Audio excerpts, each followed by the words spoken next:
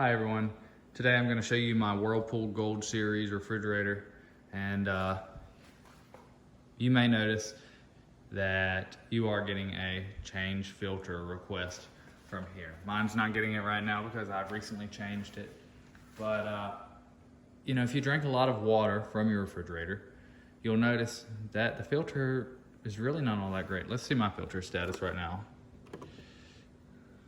How do I do it? 9% remaining. So it's actually not been super recent, but it's about to be done. So it's already telling you to order a filter.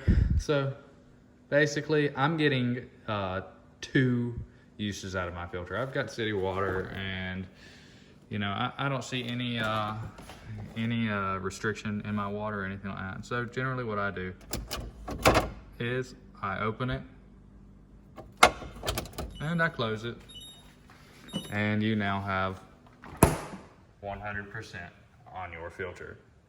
So as long as you don't have well water, you're not noticing any restrictions or anything like that, you're probably going to be fine to do this. And at $50 a filter, it really adds up. And I do have a link to get them a little bit cheaper off Amazon, but you know how that goes. Sometimes prices change. But overall, you can get more than one use out of your filter and get rid of that annoying change filter or order filter emblem off your refrigerator just by doing this. Hope this helps. Thanks.